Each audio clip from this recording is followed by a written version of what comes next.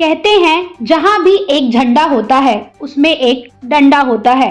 झंडे को साधे तटस्थ भाव से डंडा डटा रहता है। एक व्यवस्था की तरह झंडा लहराता है, हवाओं के साथ इतराता है, झूमता है, जीवन और प्यार का संकेत देता है। डंडा मगर इस झंडे को नियंत्रित नहीं करता, बस थामे रहता है ताकि व्यवस्था बनी रहे। झंडा फहरता रहे, लहरता रहे, परचम ऊंचा रहे, बुलंद रहे। हवा पूरब से आए या पश्चिम से, उत्तर से बहे या दक्षिण की ओर से, झंडे को हवाओं से बातें करने दे। यही आदर्श अवस्था है सत्ता और समाज की। यही तरीका है लोकतंत्र में एक व्यवस्था और जनता के बीच तालमेल का।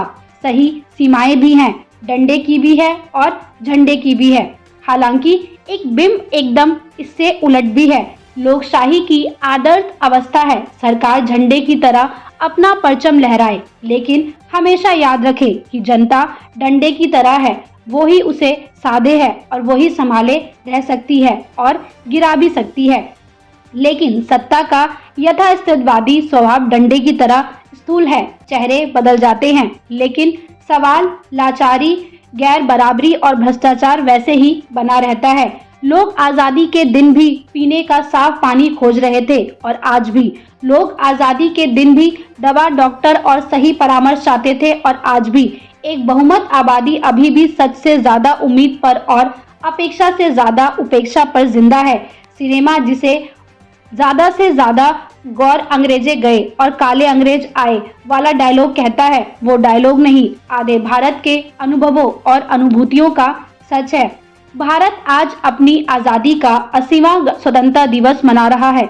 69 वर्षों की यात्रा पूरी हो चुकी है। इस दौरान दुनिया में बहुत कुछ बदला, लेकिन तमाम बाहरी परिस्थितियों और आंतरिक संकटों के बीच भी भारत एक लोकतंत्र के रूप में मजबूती के साथ दुनिया के सामने खड़ा है। यह कोई छोटी उपलब्धि नहीं है, यह हमारी ताकत भी है और खूबसूरती भी है, हमारी शक्ति भी है और हमारी विशेषता भी है। देश ने आजादी को उन 69 सालों में कई तरीकों से देखा और समझा है। उसके नए प्रतिमान, उसकी नई अवधारणाएं और उसके नए प्रयोग गढ़े हैं। इन प्रयोगों ने राजनीति की धारा में नाव कभी एक किनारे लगाई है तो कभी दूसरे किनारे। किनारों से जब ठाम नहीं मिला तो बीच धाराओं में भी कश्ती चलती रही। संसद में सत्ता के झंडे ऐसे ही अलग अलग समयों की गवाही देती रही और भारत के लोकतंत्र का कारवां आगे बढ़ता रहा। बता दें कि लेकिन अब बात हो रही है आजादी की, और आजादी के मायने इन 70 सालों में अपने मूल को साधते हुए नए विस्तारों की टोह लेते रहे हैं। सोचिए, हम एक भूखे देश थे 1947 में। सबसे बड़ी भूख थी आजादी की भूख, गुलामी से निकलने की बेचैनी लिए। इसके साथ साथ भूख पेट की भी थी। ना पर्याप्त अन्न था और ना पर्याप्त साधन। विज्ञान, तकनीक, अनुसंधान के क्षेत्र में भारत दुनिया से लगातार पिछड़ता जा रहा था। अंग्रेजों ने जो कुछ दिया वो दरअसल उनकी सुविधा के लिए तैयार किया गया ताना बाना था। निरक्षरता व्यापी हुई थी। स्वास्थ्य की व्यवस्था पारंपरिक तरीकों पर ज्यादा आश्रित थी। खाने बनाने और रहने के साधन कम थे।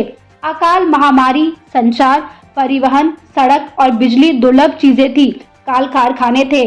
ज्यादातर मानव का श्रम था। इस देश को आजादी चाहिए थी, अंग्रेजों से नहीं, अभावों से, उपेक्षाओं से, अपनी वर्जनाओं से और कुरीतियों से, सामंती ढांचों और जमींदारी से, महाराजाओं की मनमानी से, आधुनिक होते विश्व में पिछड़ रहे जाने से, औद्योगिक क्रांतियां देख रहे विश्व में सोते रह जाने से, विभाजित पहचानों और कलंकित संज्ञानों से, जातियां, महिलाएं, गरीब लोग, आडंबरों, शोषण, भेदभाव, पिछड़ेपन की अनगिनत सच्चाइयों से आजादी का इंतजार कर रहे थे और आजादी मिली भी।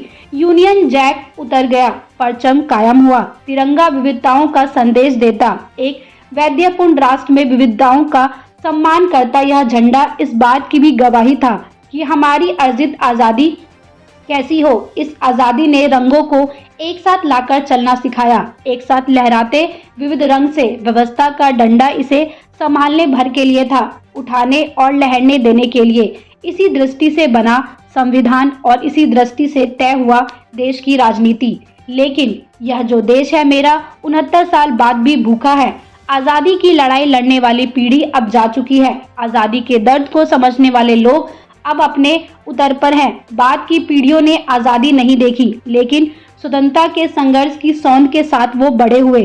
फिर नई सदी आई, नई पीढ़ियां, ये नया भारत, भूखा भारत, आजादी का भूखा भारत, जिसे संघर्ष से ज्यादा गर्व की जरूरत है, जो परंपराओं को गले से लपेटे भी है और पूरी दुनिया में फैल जाने को बेताब भी है। इसकी आजादी के पैमाने अलग है। उसे आजादी चाहिए ललिता फिताई से, गैर बराबरी और आर्थिक बंटवारे से, सूचनाओं पर लगाम वो चाहता नहीं। एक ही निजाम और एक ही पैगाम उसे भाता नहीं। वो बदलना चाहता है देश, समाज, सिस्टम, सब। वो चाहता है कि हम विश्व में सबसे अलग पंक्ति में खड़े दिखे, भूलकर भी उसकी तुलना पड़ोसियों से ना हो। विश्व के सबसे विकसित उसको इज्जत और संभावना से देखे। वो तकनीक, आधुनिकता और संसाधनों की पहुंच के मामले में दूसरी पंक्ति का नागरिक और देश ना रहे। बाजार ने, भूमंडलीकरण ने उसके लिए ये गुंजाइशें खोली भी, और इसी ने जिज्ञासाओं को, अभिलाषाओं और आकांक्षाओं को बड़ा किया है।